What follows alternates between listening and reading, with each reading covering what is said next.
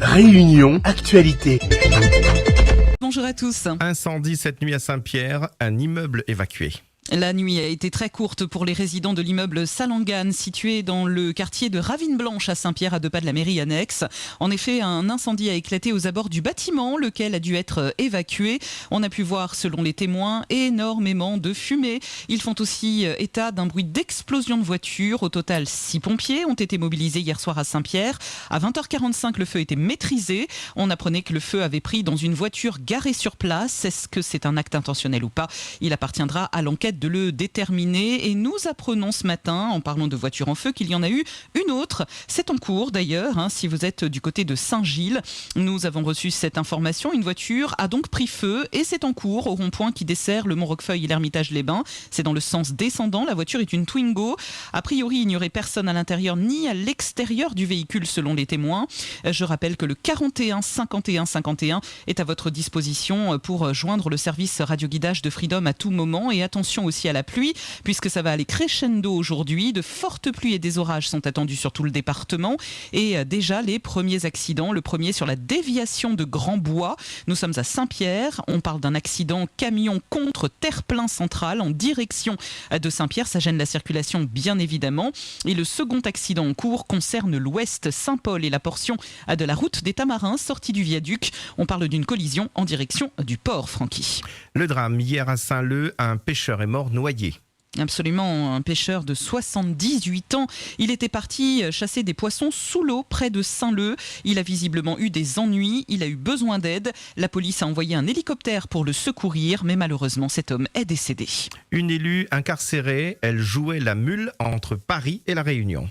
Une femme de 39 ans a été écrouée après son passage devant le juge du tribunal de Saint-Denis.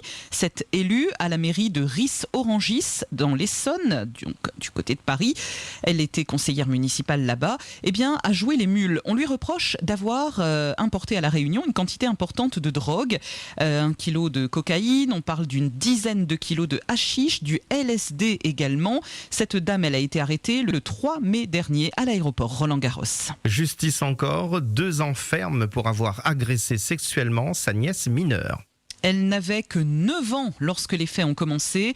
Aujourd'hui, elle en a 14. Cette jeune fille a eu le courage de lancer l'alerte près de son collège, situé dans l'est du département. Dans un premier temps, l'accusé a nié les faits, mais lors d'une confrontation en mars dernier, il a admis du bout des lèvres des gestes déplacés envers sa nièce.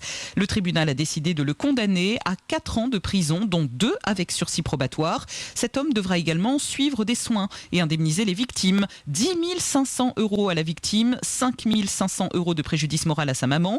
Il a par ailleurs interdiction de rentrer en contact avec la victime, sa famille et est inscrit au fichier des délinquants sexuels. Mouvement de colère hier chez les infirmiers scolaires. Alors hier, ils se sont mobilisés, les infirmiers, pour réclamer plus de moyens humains, des renforts qui pourraient mieux aider à comprendre les jeunes, leur santé physique et mentale. Si vous avez envie de travailler dans le monde de l'hôtellerie de luxe, alors direction Saint-Denis, aujourd'hui, il y a un job dating. Et ce job dating concerne le futur hôtel Radisson au Barachois. Alors, vous connaissez l'hôtel Le Saint-Denis, ex-Best Western. C'est un nouveau complexe hôtelier qui s'appelle Radisson, une chaîne internationale, qui s'installe donc à La Réunion, au Barachois. Ce groupe américain compte plus de 430 hôtels dans une 60aine de pays dans le monde. À La Réunion, l'établissement sera dirigé par Sarah Sundarji. Le nouveau complexe hôtelier 4 étoiles poursuit ses travaux. Il ouvrira au grand public d'ici la fin du mois d'août, donc c'est imminent.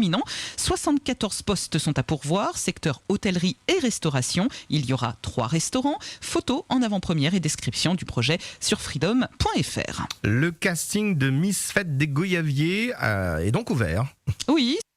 Plaine des Palmistes, le concours de beauté Miss Goyavier est un événement annuel qui est organisé là-bas. La journée du casting est donc prévue ce samedi 27 mai et les candidates peuvent participer au processus de casting pour avoir une chance de concourir pour avoir ce fameux titre très convoité. La fête de la nature démarre aujourd'hui. Elle va durer 5 jours sous l'égide du conseil départemental. Et je vous propose d'écouter à ce propos Camille Klein. C'est elle qui porte le projet de la fête de la nature. Nous l'avons rencontrée hier à Dioré.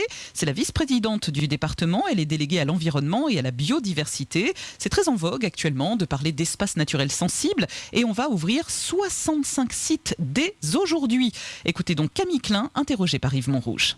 Alors aujourd'hui, on est présent sur le site de Dioré parce que c'est un site qui est pas forcément connu du grand public. C'est aussi l'occasion de mettre en lumière nos partenaires gestionnaires, nos partenaires associatifs et notamment l'association Allons prendre Dioré en main qui gère ce site avec exemplarité et de façon remarquable depuis 2009. Donc les Fêtes de la Nature, c'est un événement qui est organisé annuellement au mois de mai pendant les vacances scolaires. Cette année, c'est la 17e édition. On met à l'honneur la nature à travers nos espaces naturels sensibles et donc nous allons proposer l'ouverture de 35 sites gérés par différentes associations et nous allons proposer 120 animations et visites guidées sur ces sites. Il y aura des balades comptées, des nuitées, des balades à cheval, la découverte de la ruche, la découverte de la faune et la flore réunionnaise. Donc voilà, j'invite vraiment à venir sur site, à s'inscrire sur le site du département sur ces activités pour découvrir la nature.